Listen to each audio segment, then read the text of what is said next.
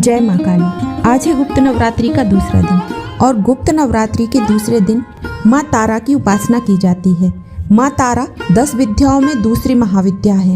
तारयति इति तारा, जो भव सागर से पार कर दे वही तारा। माँ तारा करुणा, ज्ञान और रक्षा की देवी हैं। भय, तंत्र बाधा, अकाल मृत्यु और मानसिक कष्ट से रक्षा करती हैं।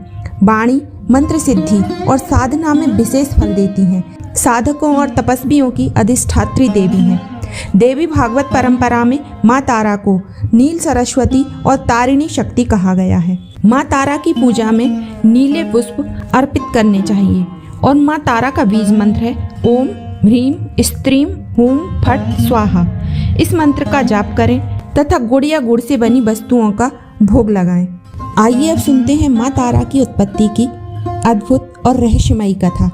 देवी भागवत महापुराण में स्पष्ट कहा गया है कि संपूर्ण सृष्टि की मूल शक्ति आदि शक्ति जगदम्बा है। वही शक्ति काल, कर्म और करुणा के अनुसार 10 महाविद्याओं के रूप में प्रकट होती हैं। उन्हीं में से द्वितीय महाविद्या है माँ तारा। देवी भागवत कहता है, या देवी सर्वभूतेषु विद्या रूपेण संस्थिता माँ तारा वही विद्या स्वरूपिणीम शक्ति है। एक समय देवासुरों द्वारा समुद्र मंथन किया गया।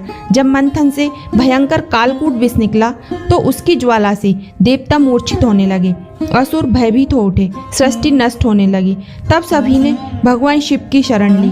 भगवान शिव ने लोक रक्षा हेतु कालकूट विष का पान कर लिया, परंतु विष की उग्रता इतनी थी कि महादेव स्वयं अचेत अवस्था में चले गए।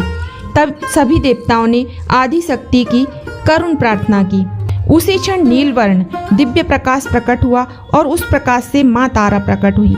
नेत्रों में वात्सल्य, मुखमंडल पर शांति, स्वरूप में महाविद्या का तेज। माँ तारा ने महादेव को अपनी गोद में लिया और अपने स्तन से उनको पोषण दिया। इसी कारण माँ तारा को नील सरस्वती और तारिणी कहा गया।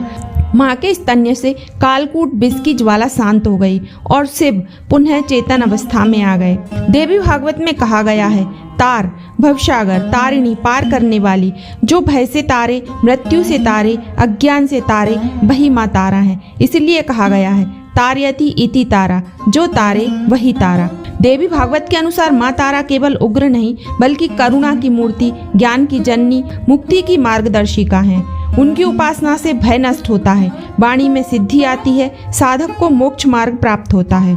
देवी भागवत स्पष्ट कहता है कि जो साधक श्रद्धा से माँ तारा का स्मरण करता है उसका जीवन कभी अंधकार में नहीं रहता।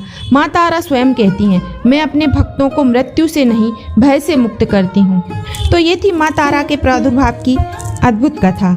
वीडियो यदि पसंद आए तो वीडियो को लाइक करें और आगे की महाविद्याओं की कथाएं सुनने के लिए चैनल को सब्सक्राइब जरूर कर लें और कमेंट में लिखें जय माँ तारा।